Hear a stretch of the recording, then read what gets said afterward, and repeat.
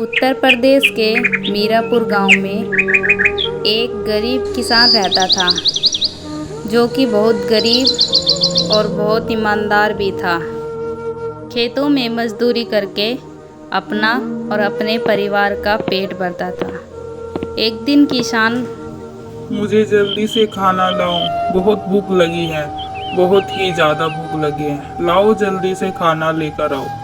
खाना खाकर दोनों आराम से सो जाते हैं। अगले दिन जब उठते हैं, पत्नी कहती है, सुनो जी, आज घर में बनाने के लिए कुछ भी नहीं है। मैं क्या बनाऊं? आज आप काम पर भी नहीं गए हो, ऐसे कैसे चलेगा? ठीक है भाग्यवान, मैं जाता हूँ काम देखने के लिए।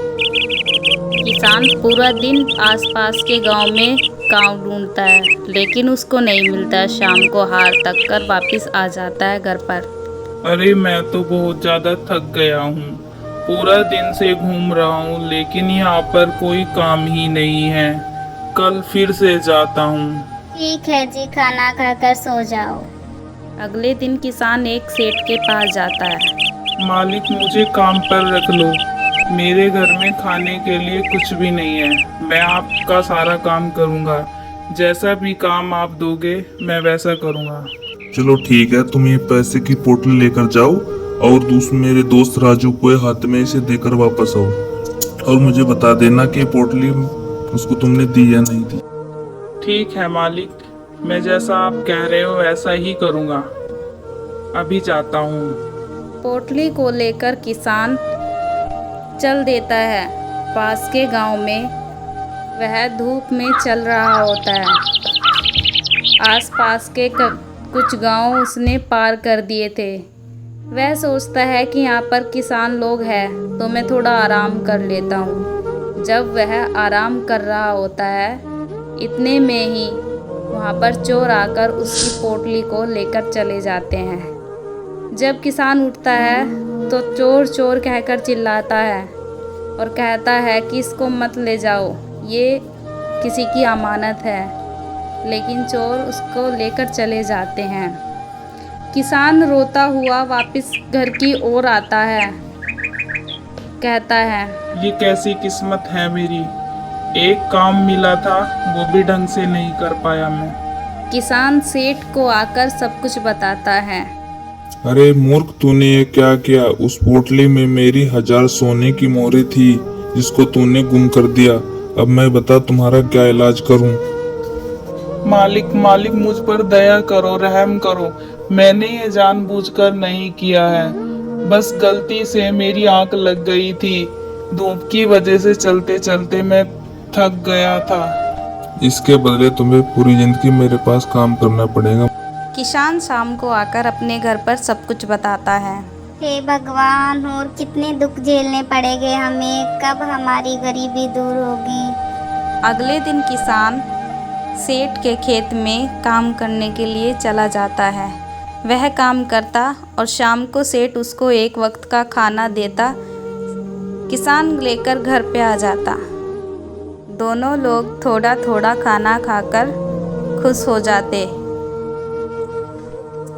लगता है सारी दुनिया का दुख हमारे ही ऊपर आन पड़ा है, ना सही से खाना खा पाते हैं। अगले दिन फिर किसान उठकर सेठ के खेत में काम करने के लिए चला जाता। वहाँ पर उसको एक सोने की मोहरें मिलती।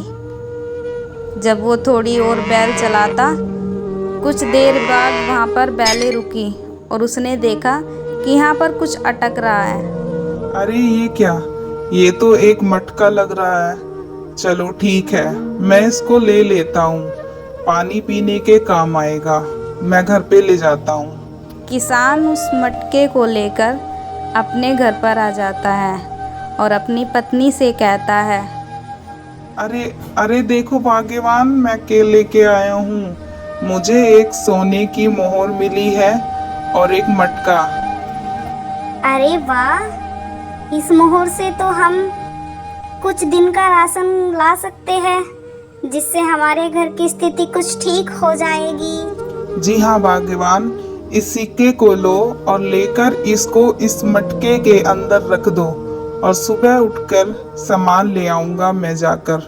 ठीक है जी, मैं रख रही हूँ। अरे बाप रे, इतने सारे सोने के सिक्के! देखो जरा कितने सारे सोने के सिक्के कैसे आए हैं यहाँ पर, देखो तो एक बार। अरे वाह, सच में इतने सारे सोने के सिक्के! ये कैसे? ये मानो एक चमत्कार लग रहा है। मुझे तो ये कोई जादू का मटका लगता है। चलो मैं इसमें कुछ और चीजें डालकर देखती हूँ। अरे सच में टमाटर भी इतने सारे हो गए। और ऐसे ही पूरी 1000 स्वर्ण मुद्राएं लेकर किसान सेठ के पास पहुंच जाता है और सेठ को कहता है, ये लीजिए मालिक, आपकी पूरी 1000 स्वर्ण मुद्राएं। हाँ लाओ लाओ, जल्दी से लेकर आओ जल्दी। किसान और उसकी पत्नी ने उन पैसों से एक चाय की दुकान खोली, जिससे वह आसपास के गांव में फ्री चाय पिलाने लगे। उनकी इन बातों का गुणगान चारों ओर होने लगा। हर एक गांव में किसान की बातें होने लगी कि किसान कितना दानवीर है और कितना अच्छा, सबको कैसे फ्री में ही चाय पिलाता है। और अब किसान की स्थिति भी पहले से बहुत ज़्यादा अच्छी हो गई है। किसान और उसकी पत्नी सेठ और सेठानी का जीवन व्यतीत करने लगे। कहानी कैसी लगी कमेंट में ज़रूर बताना।